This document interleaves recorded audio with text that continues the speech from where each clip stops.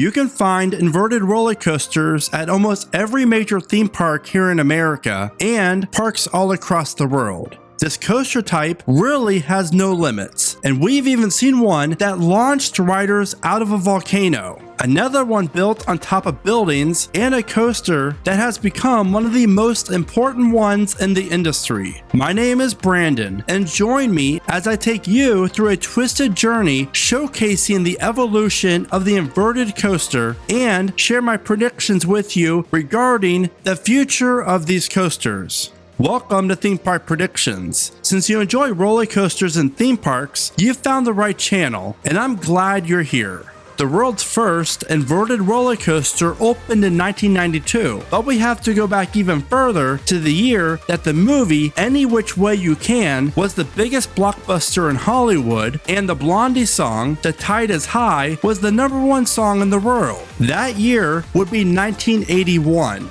And obviously, the most important thing that happened in 1981 came out of Kings Island in Southwest Ohio, because this was the year that the park introduced the world's first permanent below-the-track roller coaster. Hidden in the shadows of falling darkness, wings of the night creature await their silent signal from the moon. Darting madly through a starless sky, the frenzied flight of the bat takes you by surprise and leaves you breathless, hanging in midair, captured alive by the bat. Fly the bat at Kings Island. It's a non-stop fright. Even though Aerodynamics didn't classify their hanging coasters as inverted coasters, I could not create this video without giving recognition to the mastermind Ron Toomer for this design concept. The Bat, built by the now defunct Aerodynamics, was a roller coaster that took your traditional riding experience, but instead of being located above the track, riders are in cars hanging below the track. To add even more thrill to this new coaster type, the cars would be able to swing back and forth due to the momentum of the train, really creating a ride experience at the time that was never seen before. But sadly, the Bat suffered a lot of issues and was rarely open. In fact, Kings Island's $3.8 million attraction closed for good in 1983, just 2 short years after it first opened. Aerodynamics quickly fixed their mistakes they made with the Bat, because in 1984, the company would go on to build their most successful suspended coaster ever. Busch Gardens Williamsburg opened the Big Bad Wolf, a coaster that featured a grand finale that would still be one of the best today on any coaster in the world if the ride was still in operation. The last suspended coaster that Aerodynamics built was ironically also built at Kings Island in 1993. Debuted Top Gun the Ride, a year after another up-and-coming coaster manufacturer out in Switzerland designed arguably the most impactful and important coaster ever created. Welcome to Gotham City. Come experience Batman the Ride, located at Six Flags Great America. This coaster was the one that jump-started B&M's dominant success in the roller coaster game, and was a ride that still featured riders hanging below the track, but also incorporated inversions to go along with the hanging sensation. Unlike the free-swinging trains that Aero featured, B&M, better known as Bolliger and Mabillard, created a train that didn't swing and sat 4 riders across instead of the typical 2 found on most coasters during that time. I often wonder, and maybe you have as well, but if it wasn't for B&M and Batman the Ride, what would the industry look like today? I'm really curious to hear your thoughts, so be sure to leave me a comment. Batman the Ride features a height of 100 feet, speeds of 50 miles an hour, 5 inversions, and 2,700 feet of track. While not very large, Batman the Ride takes riders on an intense journey that proved to be very popular, because, to date, there are 11 other roller coasters out there that feature the same layout. Since 2022, B&M has created 32 different inverted roller coasters out there, including the Batman clones. Notable coasters that I take a guess that you've heard of before, like Montu, Nemesis, Raptor, and Alpengeist.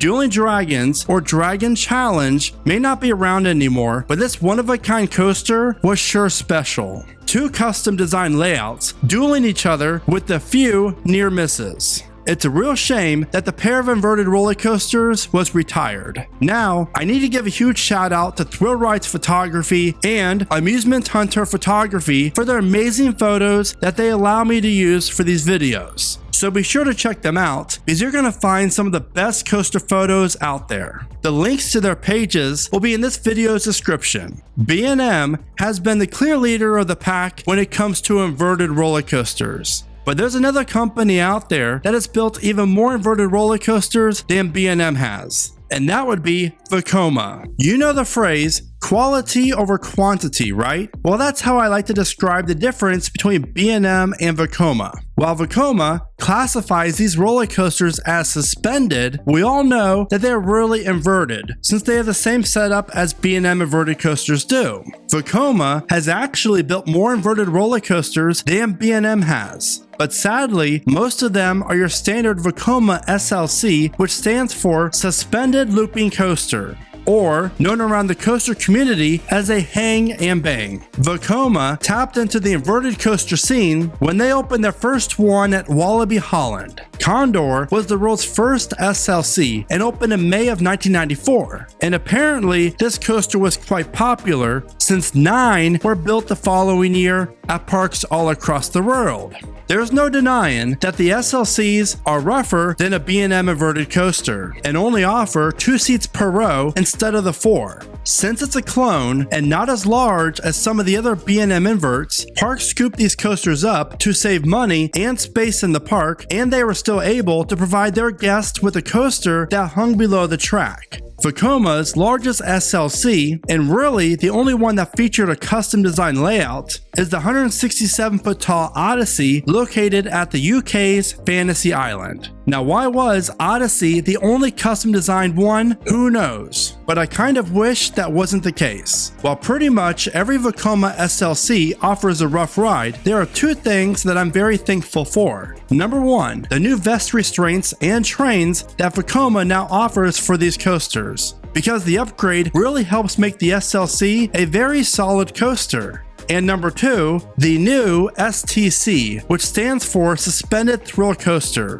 Vekoma has really improved their coasters over the last few years, and more on that in a minute. Since the world needed more rough coasters, Vekoma did us all a favor and gave us the Invertigo model. The best thing about the inverted boomerang coaster was the seating position, since you were able to face off with the riders sitting directly across from you. Out of the 4 Invertigos that were built, only 1 has not been relocated. Any guesses on which one? Stay tuned, because I will share which coaster at the very end of this video.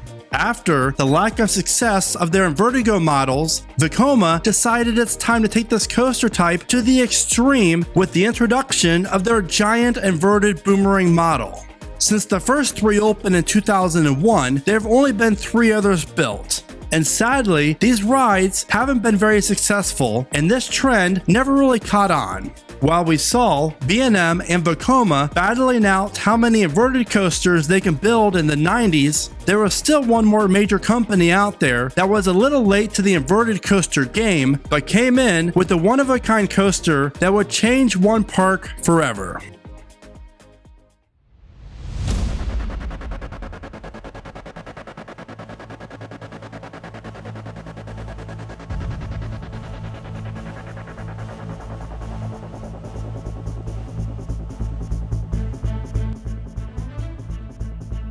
Volcano, the blast coaster, opened at King's Dominion in 1998. This was Intamin's first take on the inverted coaster. This would also become the world's first launched inverted coaster. I remember I was in high school when I first heard about what King's Dominion was going to build. My first thought was, there's no way. Not only did this coaster feature 2 launches, riders were blasted through and out of a 150-foot tall volcano. This one-of-a-kind roller coaster featured 4 inversions, speeds of 70 miles an hour, and still to this day, a top 10 coaster for me. While Volcano is no longer standing, the memories will last a lifetime. Especially the rollback that I got as I was sitting in the very front row just months before the ride closed for good. And there's nothing like having a rollback on Volcano when literally you're hanging upside down in the inversion and then the train just rolls backwards. A few years after Volcano opened, Intamin would go on to build 2 different inverted coasters, both called Tornado. The layouts to these rides featured a lift hill, multiple inversions, low to the ground turns, and I'm very pleased to share with you that they are both still in operation at the time of this video. And back then, Six Flags and Intamin worked together pretty frequently. Then, Six Flags did the unthinkable when they announced they were opening 4 new coasters to create Six Flags Ohio in the year 2000. One of these coasters was Superman Ultimate Escape, America's first Intamin Impulse coaster. While this shuttle coaster didn't look like it did much, this thing was intense. It was arguably the best coaster at Six Flags Ohio. Not only was the coaster model unlike anything we've ever seen before, it created a whole new fear of riding a coaster with the idea of the train launching too fast and flying off the track.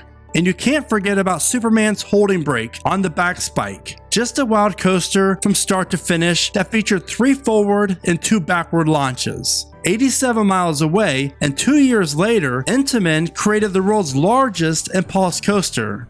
When Cedar Point opened Wicked Twister. Sadly, only 8 parks in the world ever added an Intamin Impulse coaster. But since then, Intamin has redeveloped this model and opened the largest one yet in 2021. So maybe we'll be lucky and see more of these start dominating park skylines again in the near future. Intamin's newest full-circuit launched inverted coaster can be found over in China, and this coaster actually duels with a standard sit-down coaster, making this one of the most unique rides ever created. Now, of course, there are a few other companies out there who have taken a shot at creating an inverted coaster, and successful would not be a word that I would use since there are not many of them built. With such an intense history of the inverted coaster, what does the future look like for this coaster model? We've only seen 3 B&M inverts built since 2010, which isn't a lot, but all 3 coasters were major attractions for their respective parks. I predict that we will see B&M continue to open a new inverted coaster every 5 or so years. But the future, in my opinion, of the inverted coaster is in the hands of Vekoma, because we need to keep our eye on the Vekoma STCs. I created a not to be missed video about why this is and which parks would add one in the future, so be sure to check that out. If Vekoma continues to push the envelope for these coasters that offer better restraints than the B&M inverts do, then I am very excited to see what comes next. Could we see Vekoma add a launch or 2 to these models? Or what about a top hat where the riders are literally upside down? And the best thing about these coasters is they actually offer airtime, which is a huge plus because you get the mix of the inversions and the airtime and quick transitions, making for a ride experience that is not to be missed. While we might not see a new inverted roller coaster open each year, I think it's safe to say that this model will never die, and is still very popular with the parks and the guests. What do you think about the future of the inverted roller coaster? And which one is your favorite? Be sure to let me know in the comments. If you're waiting for the answer to which Invertigo was built but never relocated, the answer is Invertigo at Kings Island. This coaster first opened as Face Off in 1999 and is still thrilling riders today, at least for now. If you like this video, I ask that you please give it a thumbs up. Each one really does help the performance of the video, and I greatly appreciate it. As always, thank you so much for watching. Remember to smile today, think positive, and keep riding coasters.